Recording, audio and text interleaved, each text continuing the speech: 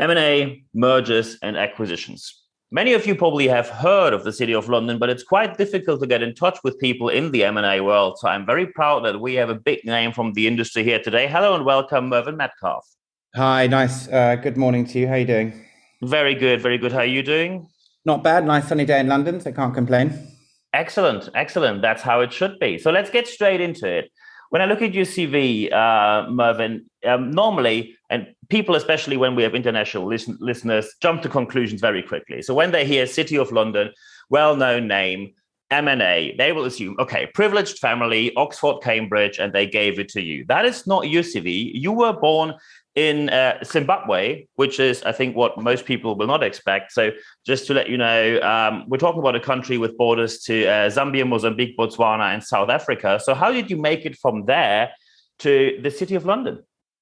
So, as you rightly say, I was born in Zimbabwe, moved to England when I was 8, and then lived in Northumberland, and then went to the LSE when I was 18. I did a graduate in economics and a master's in economics.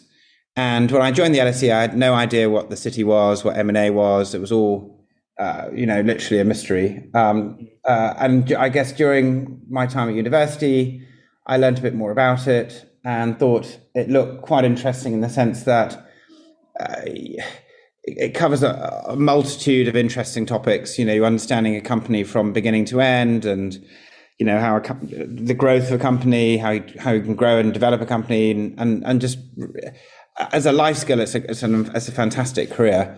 But to your question, how to get into it, I simply applied to a lot of the banks at the time. I did the sort of various interviews, and ultimately got recruited by a group called BZW, which is now gone, but it was then Barclays Investment Bank.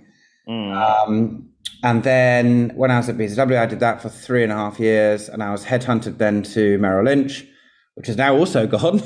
And I did that for 11 years, and that was, fantastic place to be. It was very, very entrepreneurial. Merrill's had just moved into the UK market pretty much, and they were looking to grow the London business. But after 11 years there, I was sort of thinking it was time for a change. And then I was recruited to an existing boutique called Global Leisure Partners. And I did that for about 3 years.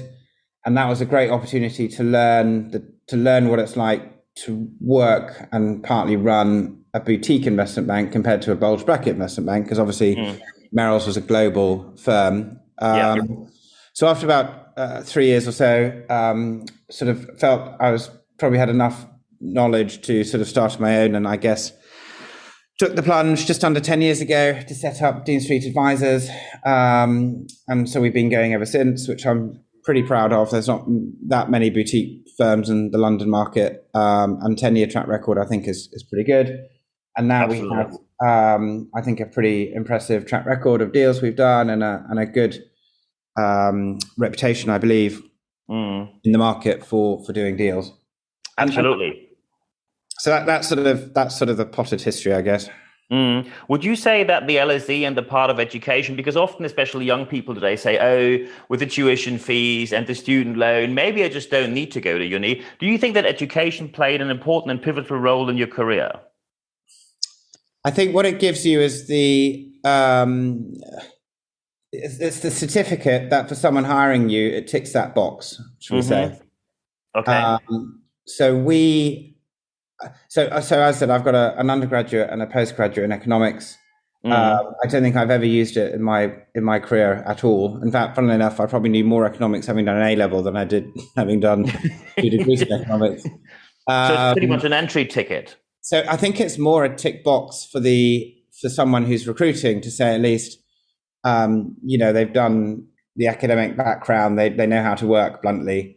They've got the academic rigor to do something. Now, I think what is very important from an M&A perspective is that it doesn't really matter what degree you've done. So some of the best bankers I've known have done history and English, as opposed to, say, maths. So I wouldn't necessarily overstress about what degree do I do.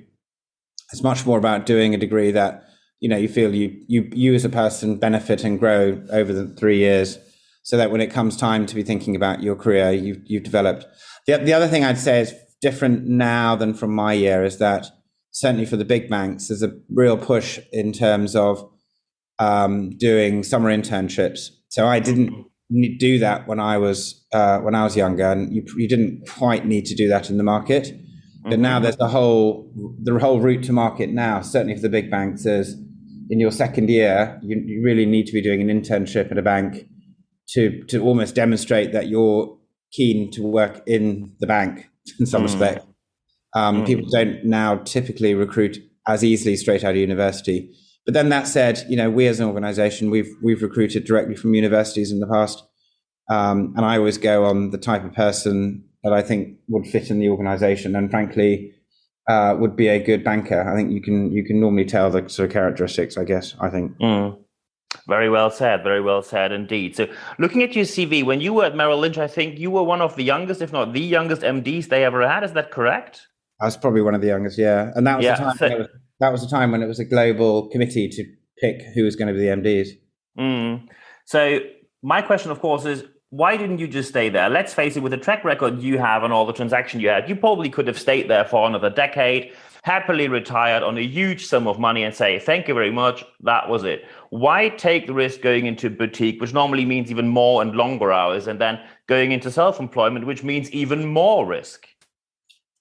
Well, you only live one life, and I think it's important to push yourself and do something that you enjoy. I have a very specific view in terms of what makes a good banker and what makes good advice. And there's a degree in a large organization. There's politics and lots of people involved. That fundamentally, what my job was quite simple, I think.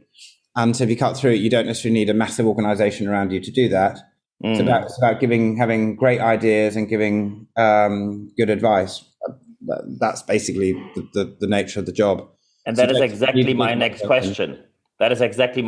What, in your opinion, makes a good banker, and what, in your opinion, makes good advice? Well, what makes a good banker, I think, depends on the role of the banker. So an origination banker, which I would class myself as, a good banker there is someone who can come up with an interesting and actionable idea that makes sense for the person you're pitching the idea to. That makes a good banker. That said, there's another type of banker, which is more an execution banker. So someone, once you've originated the deal, someone who does the work to get the deal done.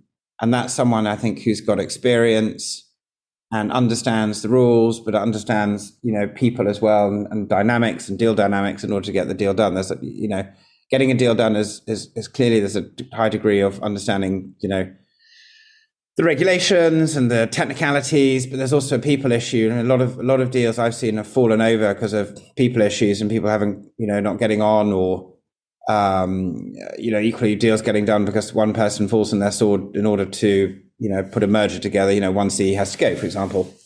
But I think it's also someone who actually enjoys doing it. I think in any job, frankly, if you enjoy what you do, I think you're good at it. If you don't enjoy what you do, then frankly, you should move and do something different. Again, you have one life. So I think spend the time you have doing something that you enjoy. I continue to work long hours, but I don't necessarily see my job as working. I don't distinguish between, oh great, it's 7 o'clock, I stop working for the day, or it's 9 o'clock, I'm going into work. I don't see that distinction. I just, I'm always on, but I don't see that as a bad. That's what I enjoy, and that's I embrace and look forward to, doing what I do.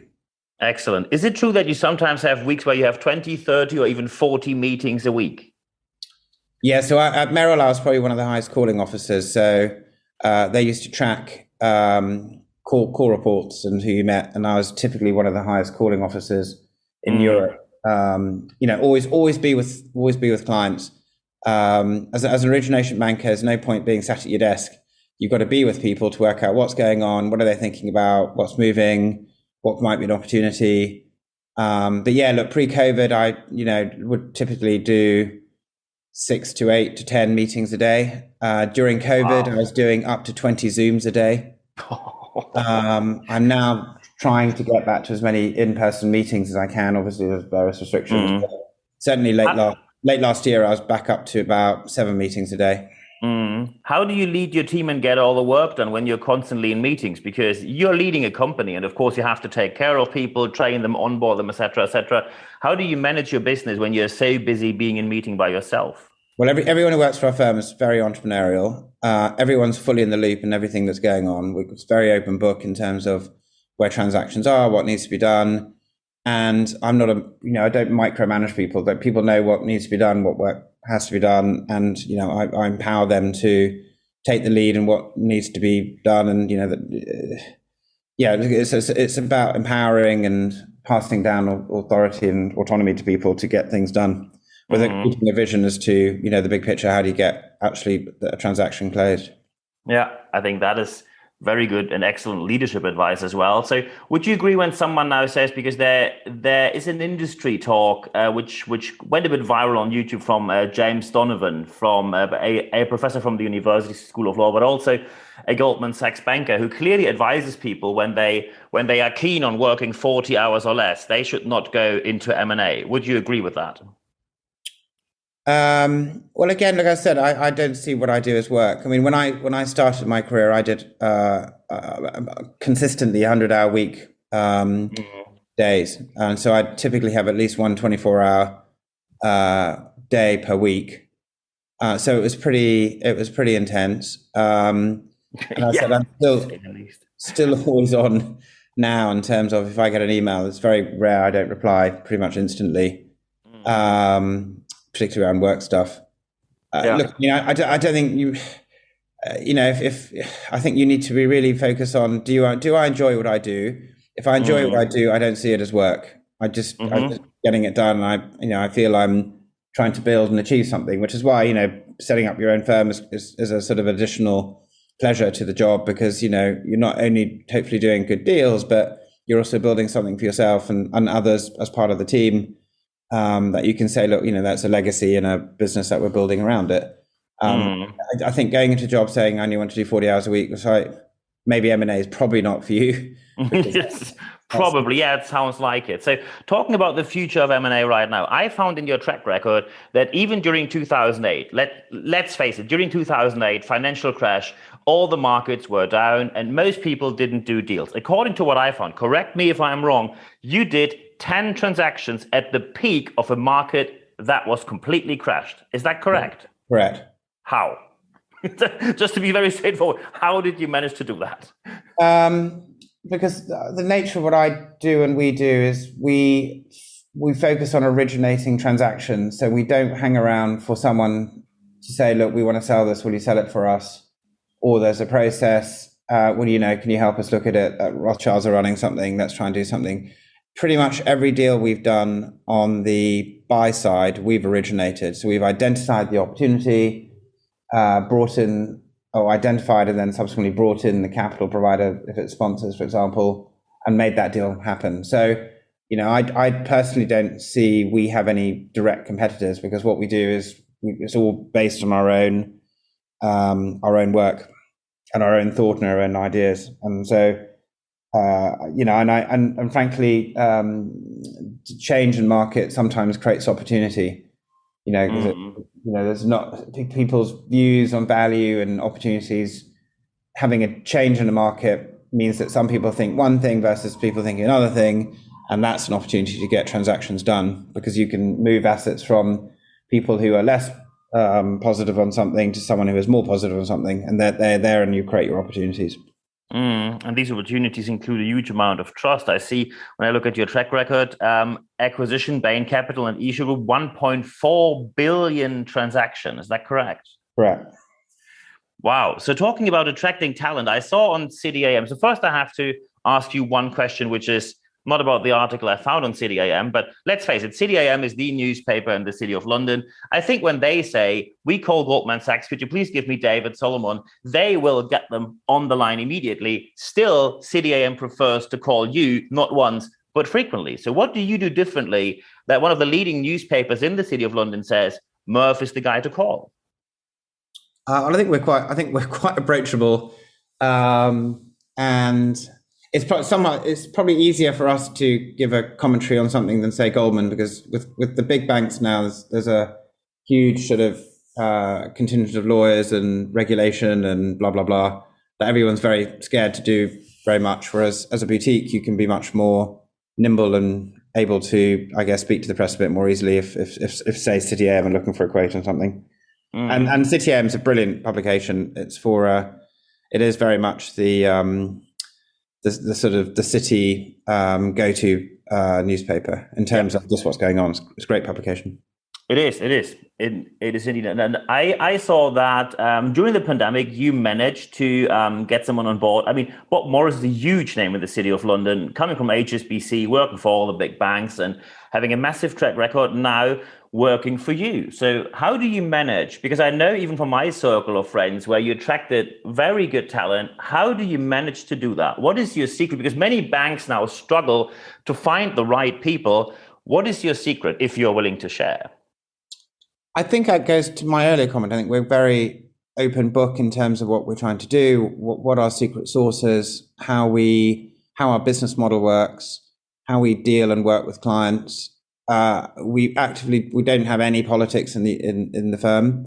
So it's a very, very collegiate organization, and I'd like to think everyone is close friends within the organization. I mean, look, the big difficulty of bringing anyone new into a small firm, it's like being on a rowboat. So if you bring someone else into a rowboat, it can easily rock the boat. So for Goldman Sachs to recruit someone is easy, right? It's a massive cruise ship. So it doesn't really change the direction of travel with someone new coming in a smaller boat. Bringing someone new in, can potentially have a big impact. I mean, the case of Bob, great. The good thing is I'd known him a very long time, rate him very highly, and as a very positive addition to the organization. But frankly, everyone in the team, I think, is a positive. And one of the things that gives me happiness is just seeing how the team have developed individually over the years and just how they move forward as great bankers and professionals. And that's a huge degree of fulfillment from my perspective. Well done. Very well done indeed. So talking about the future of M&A, you're industry agnostic, so you work cross industry. Where, in your opinion, is the future of M&A going? Will there be more or less, more regulation, less regulation, tough future, easy future? What, in your opinion, is the future of M&A? So I think, we only really look at the UK market. We do the ad hoc international deal, but pretty much UK is our core. I'd say that right now it's the best market I've seen in some considerable time. And that's not necessarily because it's a great market. It's because the last 4 years have been, or 5 years have been so dismal. Because you think through, we've had the Brexit vote, and then we've had no deal. We've had very unstable political landscape, and people may forget, but the May Corbyn sort of minority government was just hopeless. Yeah. And then we had COVID. And the difficult part of getting an M&A deal done is uncertainty. So had it been a no deal and that was the deal, fine, then people at least know where you stand and you can crack on. But not knowing where things go makes it very difficult for someone to commit to do something, because, in retrospect, if it becomes a really bad no deal, people say, well, why did you buy that 2 months ago? And that was clearly going to happen. So people don't want to, take the risk of buying something. And then you run into a COVID where for the first 6 months, people are just trying to work out, whether their portfolio companies or their own company is going to survive, let alone do any transactions. And then, it wasn't really until the breakthrough in the vaccine, I guess, late this time last year, and that sort of started the ball rolling a little bit. But I think, look, where I think we stand now is that this new strain seems to be more of a cold, and no one's talking about COVID anymore. No one's talking about Brexit or anything anymore. So people, I think, are now much more into a level playing field. So I feel quite bullish about the market in the coming years, just in terms of bringing a degree of normalcy back to it and having a visibility in terms of, what the world might look like. Clearly there's an inflation and interest rate sort of around the market, but at least for that you can model it and you can take a view. And it's not like a sort of a black box, are we all going to sort of end up crashing because of COVID or no deal, for example? So I'm quite positive about the market. I think there's I think there's a big push for away from consumer businesses. So retail's a much tougher sector to be doing deals in, but SaaS businesses. That everyone's really keen on those. Sectors do change over the years. But look, overall, I think it's very positive. It's a very good market at the moment. Excellent. That looks like there's a lot of work ahead. And now the question, of course, is, besides all the work you do already with your own business, you're a trustee to the board of the Discerning Eye, a very well-known art organization in London. So with all the hours you already work, what is your motivation to, in addition to everything you already do, to get involved in art? Yeah, so art's a massive passion of mine. I'm quite a big collector. Discerning Eye is quite a big collector. The London Times, and I quote, says, "Welcome to the Metcalf Modern, where art has found a real home." That's a word-by-word quote to all the international listeners. Now, Metcalf Modern relates to Tate Modern, which is probably one of the globally most known museums. And I know your place from receptions you gave, for example, for London Pride. It is basically a museum. I don't know about that. It's a decent collection, put it that way. A decent collection, yeah. We call it a decent collection, yeah. Okay. Look, art's a big passion of mine. Discerning Eye is a brilliant charity. Basically, enables up and coming artists, or artists maybe don't have sort of as much of a following, to get a platform to show their work. And I think it's great for buyers because it's basically technically sort of experts in art are curating a mini collection of works every year. And so if you're a collector, or a young collector, or more of a novice collector, that the works you're looking at are suitable and are worth maybe investing in. So I think that was a very very important thing. But look, as a collector of art, I'm very much like to know the artists who I collect and sort of help them through their career. So many of the artists I own, I've collected for over a decade plus. And if I tend to buy an artist, I tend to follow their work over the years. I think that's really important. Excellent. So when now people listen to this podcast and they think that is pretty impressive, and they might be interested getting into M&A, to round this interview up, what are Mervyn Metcalf's top 3 tips for someone who is now thinking M&A might be for me, how to get into the industry? Your top 3 tips.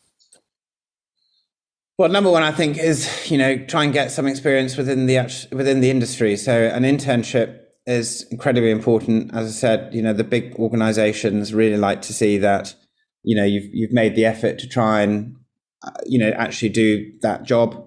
So that's key.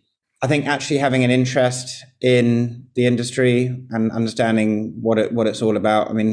In simple terms, it's like an estate agent. You're buying and selling companies for people. It's slightly more complicated, but broadly, that's what it is. I think it's a bit more complicated than that, maybe. In simple terms, that's what it is, I guess.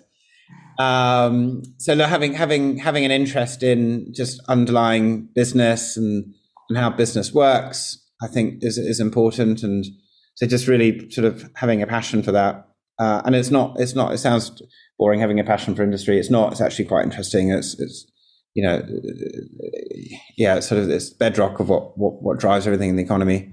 I wouldn't worry too much about your degree. As I said, I think do something that motivates you. You're far better off getting a really good degree in a topic that you enjoy doing than doing what you think is a useful degree for the city, but actually not really enjoying it and then getting a less good degree. So do something that, in life generally, I think always do stuff that you're passionate about or engaged and interested in.